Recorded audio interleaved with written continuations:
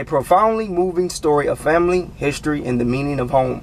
Everything I Never Told You is both a gripping page-turner and a sensitive family portrait, exploring the divisions between cultures and the rifts within a family, and uncovering the ways in which mothers and daughters, fathers and sons, and husbands and wives struggle all their lives to understand one another. You want me to love you, but you don't love me now. Why should I give my heart to you? We gonna shut that motor down. I've been searching for you for a long time now, but you've left my heart's vision. Now you want me to stay in your life. That won't happen again. No, you said no. I said no. Can't blame you. No. I like that book. I like that book. It's here now. It's me, Charlie Ray Crawford, and I read a book this week. It's called, what the hell is this book called? It's called Everything I Never Told You by Celeste Ng. And what an amazing book it was. What you end up finding out is that it's not so much a murder mystery. It's a tale. Is it a fly in this? Oh, that's a big ass bee. It done flew from there to there. I'm gonna suffer today. I'm gonna be hot. It's a book of extreme pressure, and what that pressure and what that quote unquote too much love given to one child can potentially do on them, and how they could snap.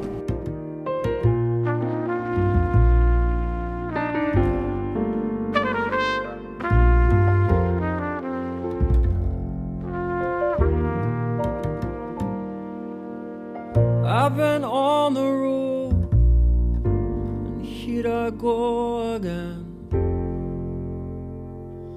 Just like I promised you, and you'll see. I'm on Libby.com. I'm always on Libby.com. And it says, Lydia is dead, but they don't know this yet. So begins the story in this exquisite debut novel about a Chinese-American family living in a small town in 1970s Ohio.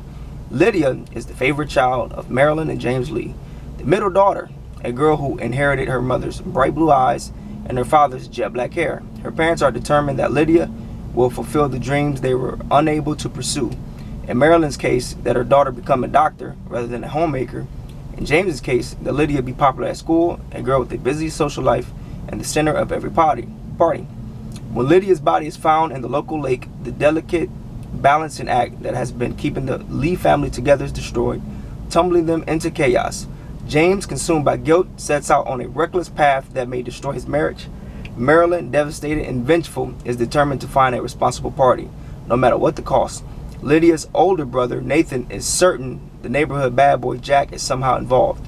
But it's the youngest of the family, Hannah, who observes far more than anyone realizes, and who may be the only one who knows the truth about what happened. And right out of the gate, you feel a rumble of panic.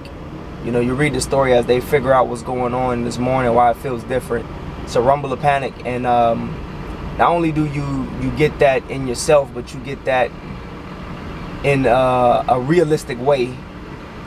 I got this guy right here trying to back up, doing his thing. You know what I mean? Shout out to all the truckers in the world. Don't hit my truck. And so we understand that, okay, the trajectory of this story is about to pop off because we know what's going on, but it's kind of heartbreaking in a sense to see how, you go from making breakfast to, tugging at your collar because you're like, okay, something isn't right here. It's hot. Here we go again with the heat. And Celeste Ng, she has a slow and melodic rhythm to her writing, It almost hypnotizes the reader when you think about it, because while you're following the prose, she springs twists and things about her similes are borderline hilarious. She head hops a lot in this story, but it's a purpose to that. I think it's written in omniscient. She'll be in this person's head, but she stays in it for a while.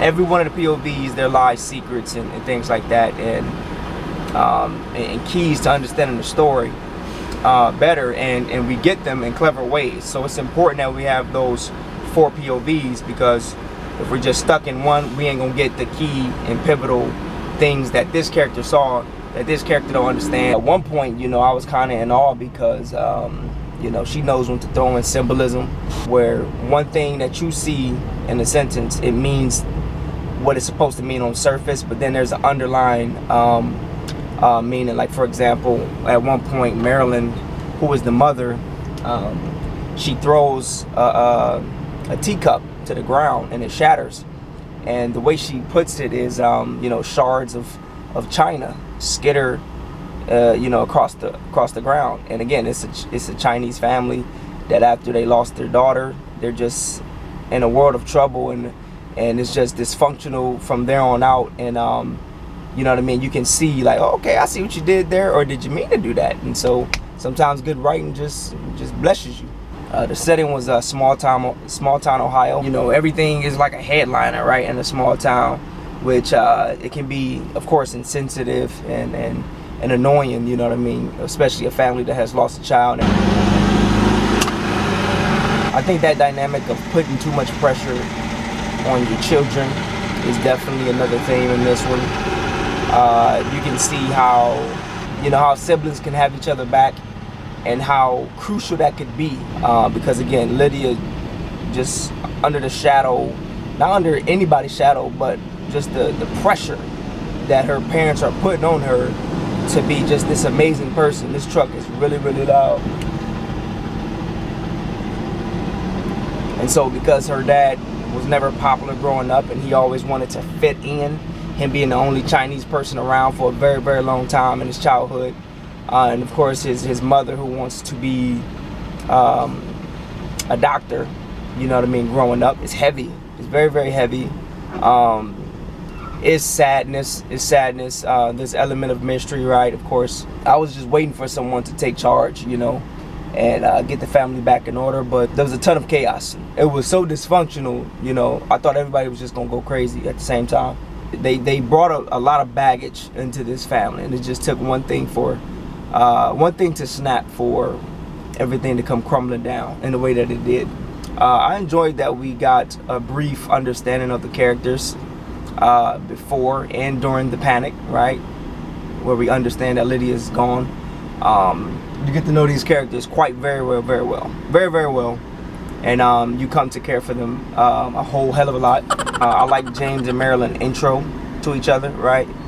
There's a flashback showing them, you know, in college, and how they kind of fell in love and things like that. At first it was a little cringy, but it ended up working out. It was definitely fun to read. You're gonna like that. Hannah, the little sister, I think she was the first one to do something proactive. To me, Marilyn was just head over heels trying to live vicariously through her child, Lydia. Bastards! In fact, you know, she was very, very mean and hurtful in her grief. And of course, you can't tell somebody how to grieve, but that's how Marilyn came about sometimes. And at one point, like, she was just in so much denial. At one point, it was like, I thought she might have got a clue. Like, okay, you can take that to the police, like, come on. But instead, she just looked like, no, not my daughter. She would have never done this bad thing or been involved in this bad thing. No. I'm like, oh my God, lady, come on, help yourself. I think James, the father, a lot of things was said, done by him as supposed to be a leader of a household, right, the father, that I wouldn't have never done, or wouldn't have never said. And I thought he ran from his problems too much, but I feel like if he was able to let a lot of the things go as a child, right, that he struggled with, not fitting in, man, this could probably bring the family back together. But this kid was he was adamant that this kid named Jack, who lived up the block, was the one to blame. And it was fun to read his story, and it was heartbreaking at the same sense, because, like I spoke about earlier, that sibling connection and how critical it was for siblings to stick together. Lydia relied on him a lot, because even though he never really spoke about that pressure that his parents put on her, man, he's a truck, man.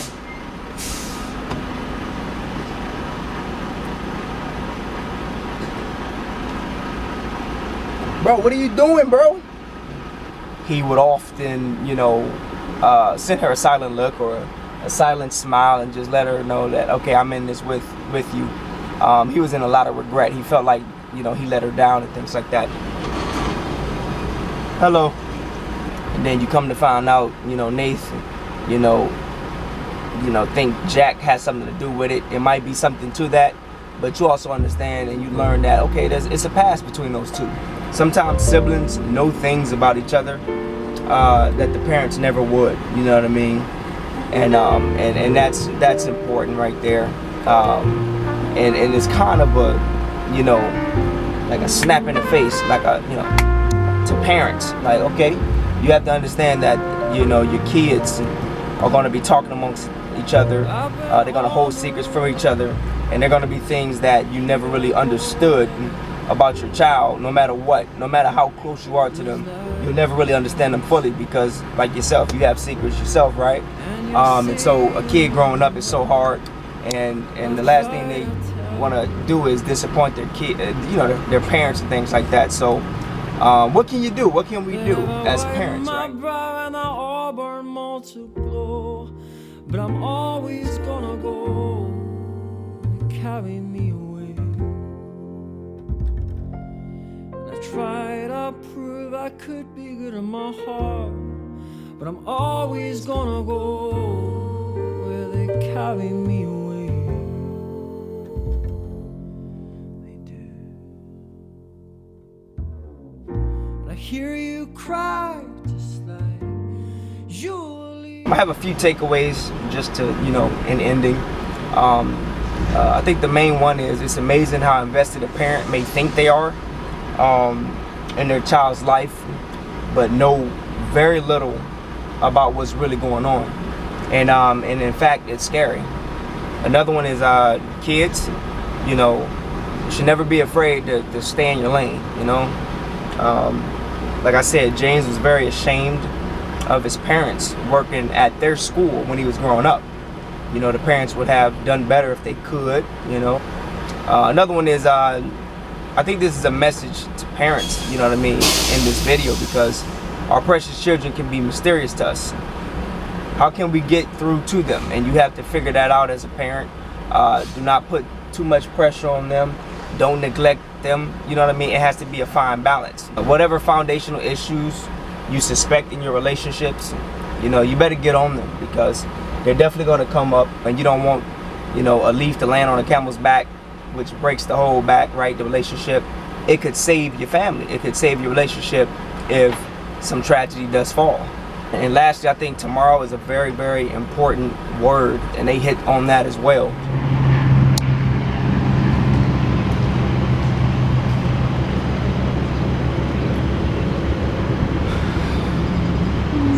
You know, I also learned that, you know, tragedy can tear a family apart, but it can also bring them together if the family lets it. You know, parents, when you try to live vicariously through your children, it's always going to end dangerous. It's usually always going to end dangerous. Please have something to grab onto, right? Whenever you feel like you're slipping and you're sliding in this life, have something to grab onto. You know, whatever it is that can get you through a storm. Always help your children to be better than you were in this life, you know, and stray away from the mistakes that you've made. You know, show them there's nothing that isn't meant for them. You know, they can do anything that they put their minds to. That's very, very important. It's a cliche, but it's basically an unwritten rule for a parent to do that. Man, to me, I gave this book just a 4 out of 5 stars. You know, I was expecting a murder mystery, but I did get something that turned into something magical. You know, you learn that writers are they're just magicians, man, and in one stroke of a pen or, you know, a tap of the keyboard can change a whole mood. You know, the denouement here after the climax changed the whole mood, and you know, and it's kind of magic how writers and authors can do that. Celeste Ng, I think you're a brilliant writer. I definitely got a bunch of nuggets out of this story. I'm that way. So peace, Charleroi out. We gotta travel down that spider web and get to the spider.